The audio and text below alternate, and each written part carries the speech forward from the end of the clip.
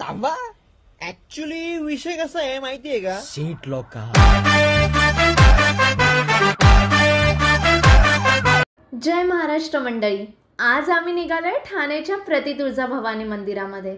कोपरखैरनेमधून आम्ही ठाणे ट्रेन पकडली आणि अर्धा तासामध्ये ठाणेमध्ये पोहोचलो. ठाणेमधून वेस्टला बाहेर आल्यावर तुम्हाला बस स्टँड दिसेल. आम्ही ठरवलं बसने जायचं. सकाळ असल्यामुळे माणसांची खूप वर्दळ होती. आम्ही तर रांगेत उभं होतो बसची वाट बघत. ही बघा अशी प्रचंड गर्दी होती, त्यामुळे आम्हाला काय बसमध्ये चढायला नाही आलं. अशा प्रकारे आमची ही पहिली बस मिस झाली. त्यानंतर लगेच दुसरी बस आली. फायनली आम्ही बसमध्ये चढलो आणि 10 मिनिटांमध्ये 5 पकडी येथे पोहोचलो. बस स्टॉपपासून 5 मिनिटाच्या अंतरावर चालत आम्ही पोहोचलो प्रति तुळजाभवानी मंदिराच्या परिसरात. तर माझा हा व्हिडिओ त्यांच्यासाठी आहे जे तुळजापूरला जाऊ शकले नाहीत आणि ज्यांनी तुळजापूरमध्ये जाऊन तुळजापूरच्या तुळजाभवानीचं दर्शन घेतलं नसेल तर त्यांना प्रति तुळजाभवानी ठाणे इथल्या देवीचं दर्शन या व्हिडिओमार्फत घेता येईल. इथे पोहोचल्यावर आम्ही घेतली देवीची ओटी. पूर्वी इथे जुनं मंदिर होतं. या अक्षय तृतीयाच्या शुभमुहूर्तावर याचा जीर्णोद्धार झाला आहे. हे मंदिर पूर्णतः दगडांनी बांधलेलं आहे. 51 शक्तिपीठांपैकी एक आई तुळजाभवानीचं दर्शन घ्यायला तुम्ही नक्की इथे या. दर्शन घेताना एक वेगळीच ऊर्जा जाणवत होती.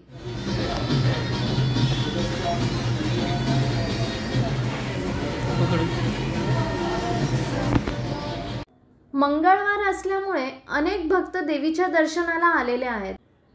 इथलं वातावरण खूपच प्रसन्न आणि अगदी भक्तिमय आहे. गेस व्हॉट, आम्हाला इथे कोण भेटलं असेल? जितेंद्र आव्हाड सर. मला तर विश्वासच होत नव्हता त्यांना पाहून. असो, तर असा होता छोटासा प्रति तुळजाभवानी मंदिराचा प्रवास. तुम्हाला माहिती आहे का, आता अयोध्येसारखं राम मंदिराचं दर्शन ठाण्यातही घेता येणार आहे. हो, तुम्ही बरोबर ऐकलत. हे सुंदर मंदिर ठाण्यातील बालकुम नाक्यावर वसलेलं आहे. ठाणे स्टेशनवर आल्यानंतर तुम्हाला बालकुम किंवा वृंदावन नगरकडे जाणारी बस पकडावी लागेल. तसेच तुम्ही ऑटोने सुद्धा सहज येऊ शकता. हे ठाण्यातील भव्य इस्कॉन मंदिर आहे. मंदिर दररोज सकाळी 4:30 वाजता उघडतं आणि दुपारी 1 वाजता बंद होतं. दुपारनंतर पुन्हा संध्याकाळी 5 ते रात्री 9 वाजेपर्यंत दर्शनासाठी उघडं राहतं. इथल्या शिल्पकलेत अप्रतिम कार्विंग केलेलं आहे. एका बाजूला रामायणाच्या कथा कोरलेल्या आहेत तर दुसऱ्या बाजूला श्रीकृष्णांच्या लीलांचं अप्रतिम दर्शन घडतंय.